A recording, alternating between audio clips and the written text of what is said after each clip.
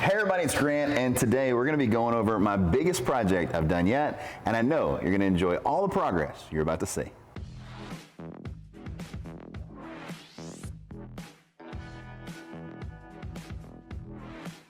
So let's come on in and show you all the progress that we've done this far. The project's really coming together, and I know you're going to enjoy it.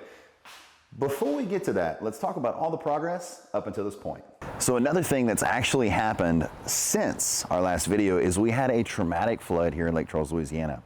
Where I live on Nelson Road, water was 4.5 foot tall. In my neighborhood, water was 4.5 foot tall, where actually I'm gonna show you a little B-roll of me adventuring to my home during this crazy storm. I ended up parking my Jeep and abandoning it because I knew it wouldn't be able to make the drive all the way to my house, going through backyards and the other neighborhood behind us, wading through the middle of our street where our mailbox, like you can see it right here, our mailbox was just about 2-3 inches above all the rainwater and flooding.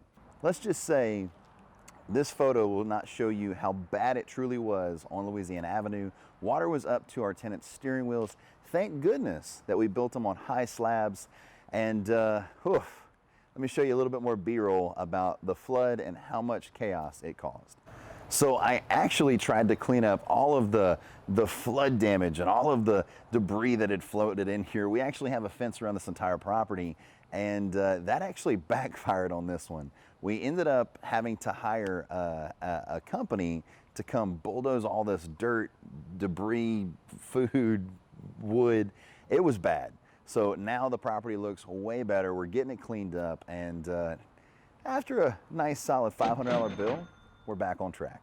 And since the last time you've seen this project, we have now painted the entire exterior. We've hung our beautiful awnings that really accent the property and make it just a whole lot nicer for our tenants.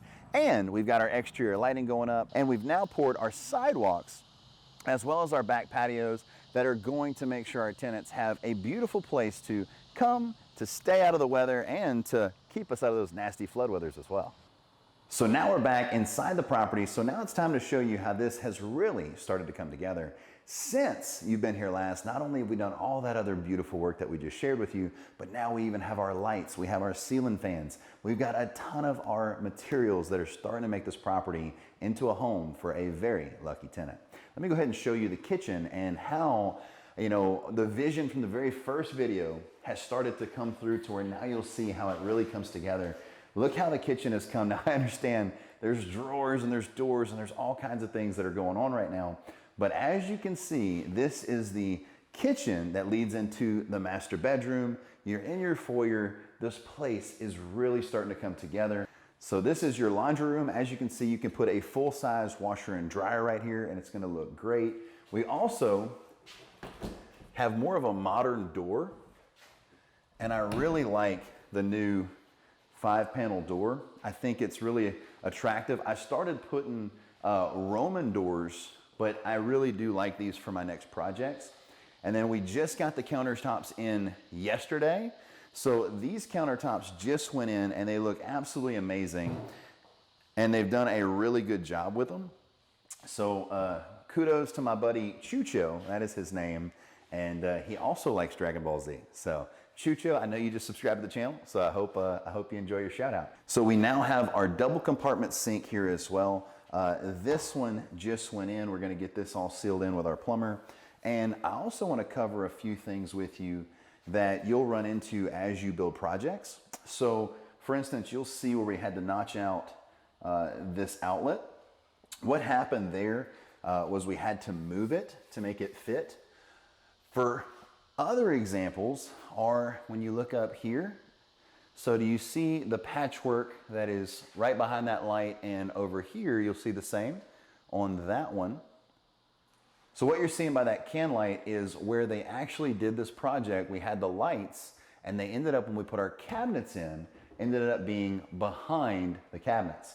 So of course that, that is a big no-no. It's definitely cluttered in here. I'm gonna have to get on them about that, but I just want them finished, so I'm gonna leave them alone. So when it all comes down to it though, you're gonna learn, you're gonna move some things during projects and jobs, and you have to learn to go with the flow, not get too stressed out, and make the best decision possible. So this part right here is gonna actually be our breakfast bar. Whenever you're gonna turn a 2-bedroom plan into a 3-bedroom plan, you are gonna have to get creative for space. These apartments, even though they have a big, very spacious feel, are only 105 square feet bigger than my 2-bedroom counterparts. So because there's not gonna be a ton of room for a breakfast table, we have this right here built on to where you're gonna be able to have some chairs, some bar stools for entertaining, to make sure you can take care of the kids or whatever our tenants need for that extra space. So now let's take a tour around the remainder of the house and just kind of show you how it's really coming together. And I do apologize for the clutter, but as I said, we're just gonna get them to finish it up. So you can see right here where we also had to move an outlet. This outlet was here when we built the cabinets in. Of course, we had to move it over. Yes, that would be taken care of with an architect. However, you know, even an architect's gonna miss something. And the biggest kicker is, for cost saving purposes, we use a draftsman. He's 25 cents a square foot versus $14,000 to draw a set of plans. I'm bumping into shelves. So I'm gonna have to pay attention a little bit of where I'm going. But right here is the main bedroom. This bedroom is gonna have a very spacious closet, as you can see. Very, very spacious. We did continue the crown in this bedroom because, you know, when you're gonna be the main renter, when you're gonna be the head of the household, you wanna have a little extra space, a little extra something. So this crown is definitely gonna make them have that sense of ownership, which is very nice. So this is the second downstairs bath.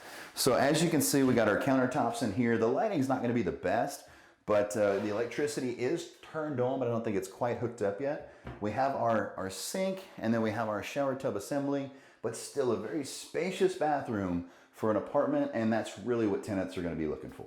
So now let me take you in the backyard. I'm gonna show you where I was a little disappointed. In all of my projects, when we actually had this talk, we have now understood that the back slab is extremely important. This is what I told my contractor was a small dinky slab, and I asked him when they're gonna come frame up the rest to make it nice. So I think most of you that watch me know that this is probably gonna get a little bigger, but aside from that, it's a very spacious backyard.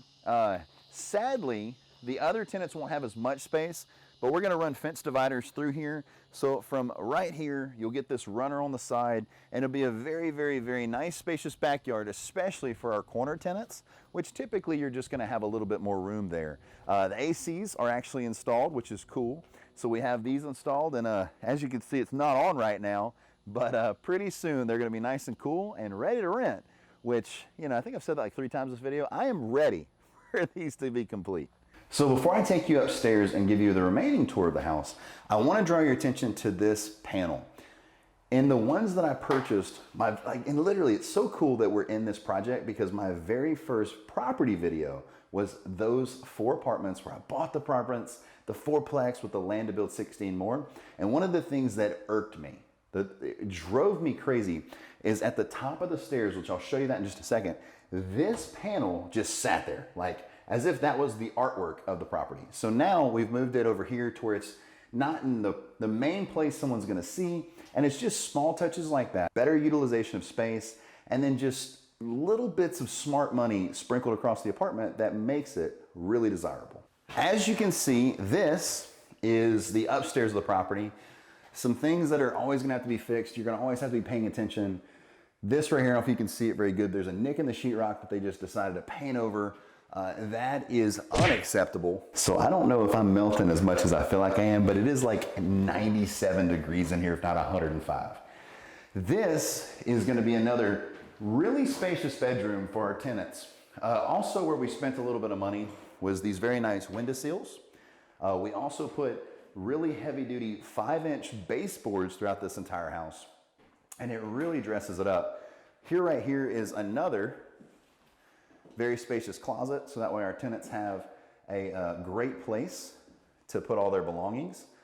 This is the smallest closet in the apartment complex, but